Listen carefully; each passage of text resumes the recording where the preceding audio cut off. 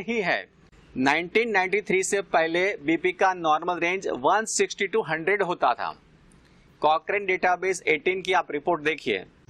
अब ये क्या हो गया कि उसको कुछ साल के बाद 140 to 90 बताया गया, और इसके बाद यानी कि कुछ और साल के बाद ये 140-19 से घटाकर फिर से उसको 120 से 80 बनाया गया।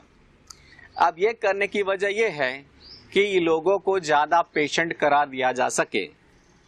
अब पहली बात ये समझना है कि ये जो बीपी की रेंज है वो कौन तय करता है। WHO में जो कमेटी बैठी है, जो लोग ये तय करते हैं कि बीपी का रेंज क्या होना चाहिए, जो लोग बीपी की रेंज तय करते हैं उसकी ही दवाइयां कंपनी है, ये दवाई कंपनी के मालिक हैं। तो उसका दिमाग ये चलता है कि दुनिया में दवाई की बिक्री बढ़नी चाहिए, दुनिया में दवाई का मार्केट बढ़ना चाहिए, ये उसकी सोच रहती है। तो उसमें ये इसको पहले ये बीपी पर ध्यान गया कि अगर हमें दवाई की बिक्री बढ़ानी है तो बीपी का जो नॉर्मल रेंज है 160 to 100 उसको घटा के 140 to 90 करना चाहिए। तो क्या होगा कि 140 से ऊपर के जो बीपी वाले लोग हैं उसको मरीज करार दे सकते हैं और उसको दवाई दे सकते हैं, तो उसके बीपी के पेशेंट बढ़ जाएंगे और दवाई की बिक्री बढ़ जाएगी। ये हुआ, लेकिन उसको भी इसमें सेटिस्फेक्शन नहीं हुआ, तो उसने बोला कि और कुछ करो अभी।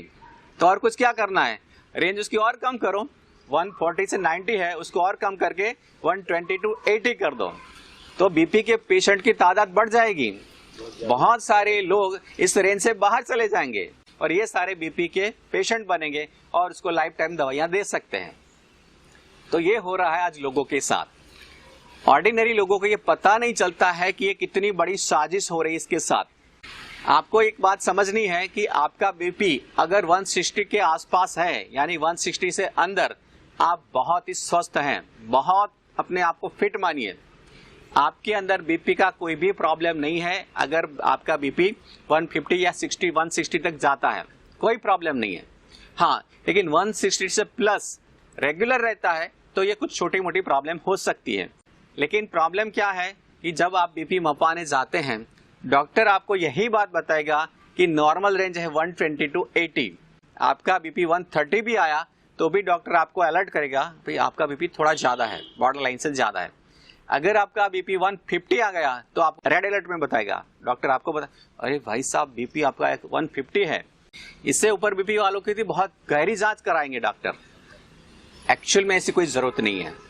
चलो डॉक्टर आपको कुछ भी बोलते हैं, लेकिन आपको ये क्लैरिटी रखनी है कि 160 तक आपका बीपी है तो आप पूरी तरह से फिट हैं, कोई प्रॉब्लम नहीं है।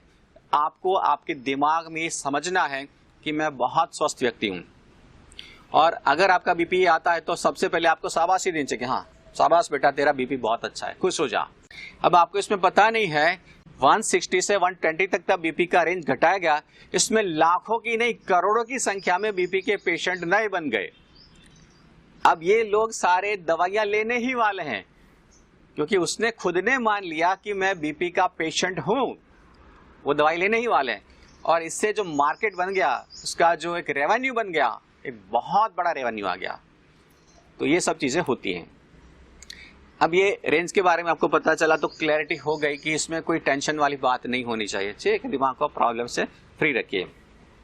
अब मेन बात कि इसका हल क्या है।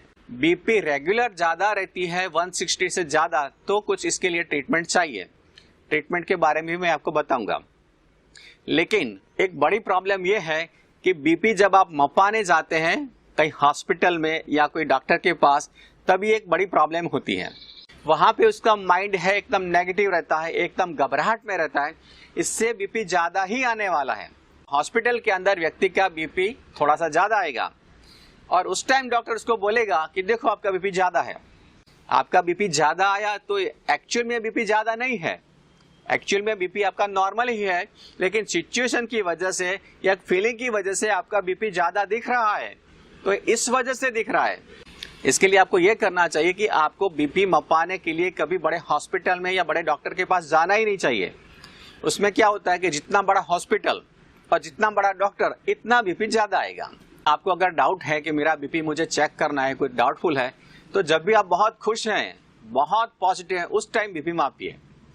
जब आप फैमिली के साथ बैठे हैं, बस ऐसे टीवी देख रहे हैं, कोई कॉमेडी शो देख रहे हैं, या आप कहीं बाहर घूमने के लिए बहुत एंजॉय माइंड में है, उस टाइम बीपी मापिए, चेक कीजिए, और उस टाइम जो बीपी आएगा ये आपका सही बीपी होगा।